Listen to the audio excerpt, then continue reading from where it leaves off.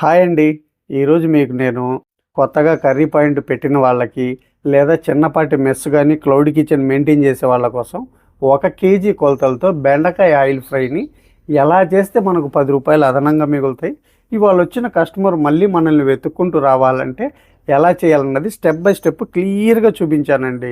అసలు బెండకాయ ఫ్రైని చాలా తక్కువ ఖర్చుతో సింపుల్గా ఎలా చేయాలి, ఎలా చేస్తే మనకు మంచి రుచి వస్తుంది అన్నది కూడా క్లియర్గా చెప్పాను. మరి ఇంకెందుకు ఆలస్యం, రండి వెళ్ళి రెసిపీ చేసేద్దాం. బెండకాయ ఫ్రై చేయడానికి నేను కేజీ బెండకాయలు తీసుకున్నానండి. ఇప్పుడు వీటిని శుభ్రంగా కడుక్కుందాం.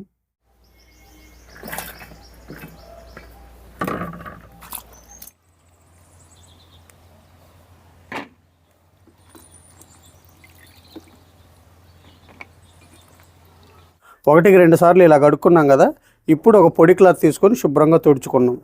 మనకి తడి ఉంటే కనుక బెండకాయలు బంక వస్తాయండి, అందుకే శుభ్రంగా తుడుచుకోవాలి. అదే హోటల్ వాళ్ళు, మెస్ వాళ్ళు అయితే కనుక ఒక పొడిగుడ్డ మీద పల్చగా పరిచేసి ఫ్యాన్ కింద పెట్టేసి ఈ చెమ్మ అనేది ఆరిపోతుంది. ఎందుకంటే ఎక్కువ క్వాంటిటీలో చేస్తారు కాబట్టి. మనం ఇలా తడి లేకుండా తుడుచుకోవాలండి, లేదంటే మనం ఆయిల్ ఫ్రై చేసేటప్పుడు బంక్ వచ్చి త్వరగా మనకు ఫ్రై అవ్వదు బెండకాయ. ఇప్పుడు కట్ చేసుకుందాం. ఇప్పుడు ముందుగా చివర్లు కట్ చేసుకుందాం. ఇప్పుడు ఈ బెండకాయలని 6 అంగుళ ముక్కలు కట్ చేసుకుందాం.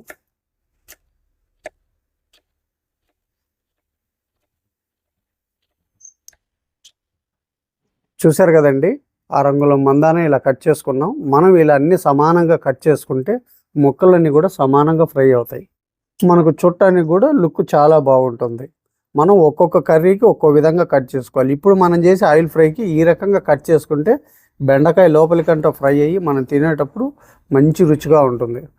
మీకు సింపుల్ చిట్కా చెప్తానండి. మెస్ వాళ్ళు కానీ, చిన్నపాటి హోటల్ వాళ్ళు కానీ బెండకాయని నైట్ కట్ చేసి ఫ్యాన్ కింద ఆరబెట్టేసి ఉదయం ఫ్రై చేసుకుంటే కనుక మీకు ఆయిల్ అన్నది కేజీ బట్టే దగ్గర అరకిలోనే పడుతుంది.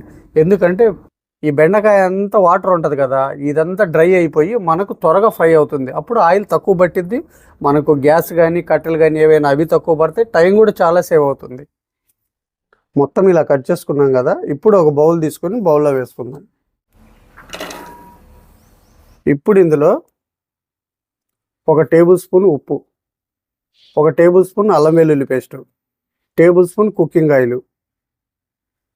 ఇప్పుడు ఒకసారి బాగా కలుపుకుందాం.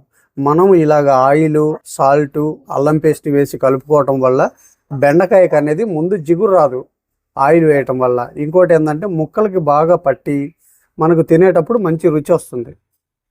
ఇలా కలుపుకున్నాం కదా. ఇందులోనే 1/2 టీ స్పూన్ పసుపు, టేబుల్ స్పూన్ రెడ్డి గారు, సారీ అండి, టేబుల్ స్పూన్ అది 1/2 టేబుల్ స్పూన్ వేసాను. అలాగే 50 గ్రాములు రైస్ ఫ్లోర్, తెలుగులోనే చెప్పాము. సరే, 50 గ్రాముల బియ్యపిండి, 200 గ్రాముల శనగపిండి. మన కేజీకి వచ్చేసి ఈ మాత్రం క్వాంటిటీ తీసుకోవాలండి. అప్పుడే మనకు మసాలా అన్నది పర్ఫెక్ట్గా ఉంటుంది.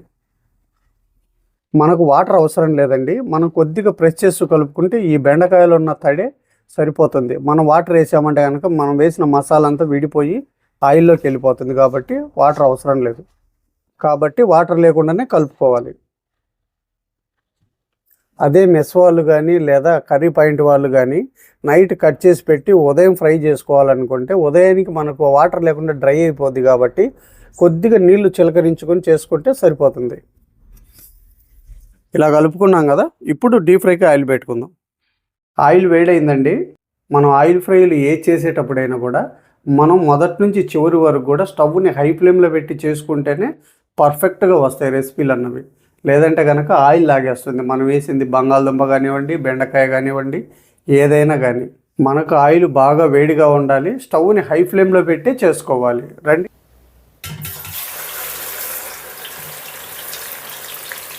ఇలా వేసుకున్నాం కదా. 1 నిమిషం పాటు కదల్చకుండా కాల్చుకుందాం. 1 నిమిషం అయిపోయిందండి. ఇలా టర్న్ చేసుకుంటూ కాల్చుకుంటేనే 4 వైపులా సమానంగా కాలిద్ది.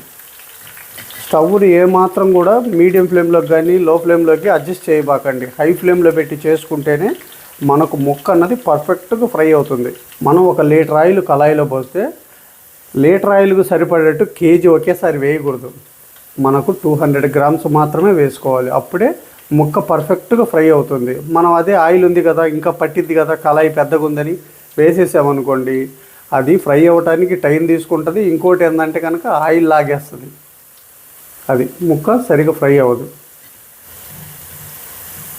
చూసారా, మనం ఇలాగా ఆయిల్లో తక్కువ క్వాంటిటీ వేసుకోవటం వల్ల మనకు త్వరగా ఫ్రై అయినాయి, ముక్కలు కూడా పర్ఫెక్ట్గా ఫ్రై అయినాయి. చూసారు కదా, చక్కగా ఫ్రై అయినాయి. ఇప్పుడు ప్లేట్లోకి తీసుకుందాం.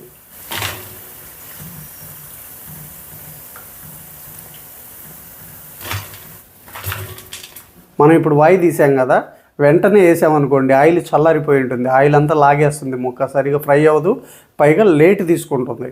అందుకు కాబట్టి ఒక 2 నిమిషాలు ఆయిల్ మరిగిన తర్వాత మళ్ళీ రెండో వాయి వేసుకోవాలి, అప్పుడే మనకు పర్ఫెక్ట్గా వస్తుంది. 2 నిమిషాలు అయిపోయిందండి, ఆయిల్ పర్ఫెక్ట్గా వేడైంది. ఇప్పుడు రెండో వాయి వేసుకుందాం.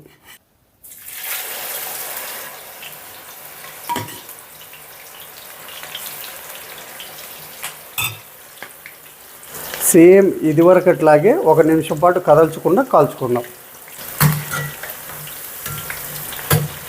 చూసారు కదండి, ఈ వై కూడా రెడీ అయిపోయింది. ఇప్పుడు ప్లేట్లోకి తీసుకుందాం.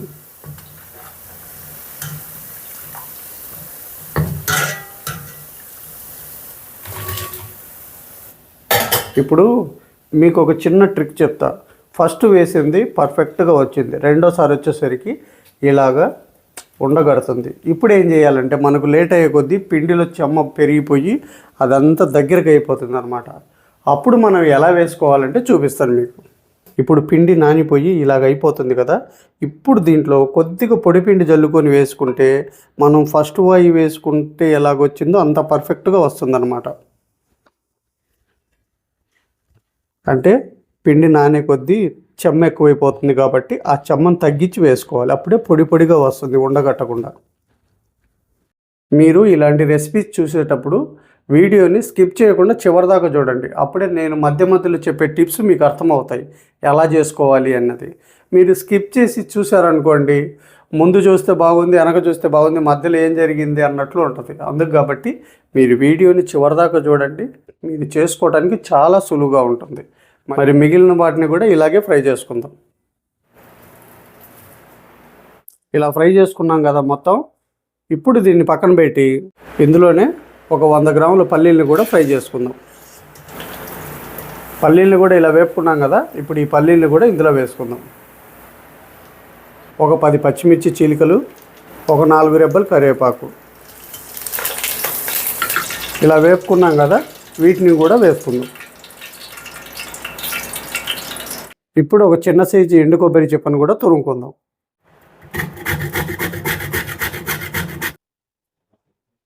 కొబ్బరిని ఇలా తురుముకున్నాం కదా, మనం తురుముకునేటప్పుడు కూడా ఇలా సన్నగా తురుముకోవాలి. ఇప్పుడు కొబ్బరి తురుముకున్నాం, బెండకాయని ఫ్రై చేసుకున్నాం, పల్లీలు ఫ్రై చేసుకున్నాం. ఇప్పుడు పోపు పెట్టుకుందాం. ఇప్పుడు మనం బెండకాయ వేపుకున్న కళాయిలోనే ఒక 2 టేబుల్ స్పూన్లు ఆయిల్ వేసుకుందాం. ఆయిల్ వేడైందండి, కచ్చా పచ్చగా దంచుకున్న ఒక 10 వెల్లుల్లి రెబ్బలు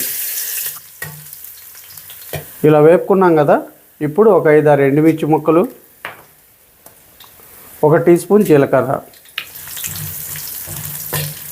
పోపు వేగిందండి. ఇప్పుడు ఇందులో ఓ చిటికెడు పసుపు, 1 టేబుల్ స్పూన్ కారం, టీ స్పూన్ ధనియాల పొడి, టీ స్పూన్ గరం మసాలా, పోపు తగినట్టుగా 1/2 టీ స్పూన్ ఉప్పు. ఇప్పుడు మనం తురుముకున్న ఎండు కొబ్బరి. ఇప్పుడు ఈ మొత్తాన్ని కలుపుకుందాం. ఇలా కలుపుకున్నాం కదా, ఇప్పుడు స్టవ్ ఆఫ్ చేసుకొని మనం ముందుగానే ఫ్రై చేసి పెట్టుకున్న ఈ బెండకాయని ఇందులో వేసుకుందాం.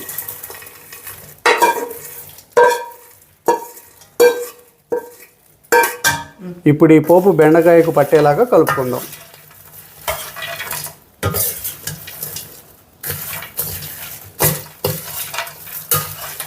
చూసారా, మన బెండకాయ ఫ్రై అయితే రెడీ అయిపోయింది. ఇప్పుడు సర్వింగ్ బౌల్లోకి తీసుకుందాం. చూసారు కదండి, బెండకాయ ఆయిల్ ఫ్రై చాలా తక్కువ టైంలో తక్కువ ఖర్చుతో చాలా రుచిగా చేసుకోవచ్చు. మీకు ఏదైనా టిఫిన్స్ కానీ, కర్రీస్ కానీ, లేదా బిర్యానీస్ కానీ కావాలంటే నా కామెంట్ సెక్షన్లో చెప్పండి. ఇదే కేజీ కొలతలతో మీకు చేసి చూపిస్తాను. మరి ఈ వీడియో కనుక మీకు నచ్చినట్లయితే ఒక లైక్ చేసి, షేర్ చేసి మన ఛానల్ని సబ్స్క్రైబ్ చేసుకోండి. మళ్ళీ రేపు ఒక మంచి రెసిపీతో మీ ముందుకు వస్తా. Thank you.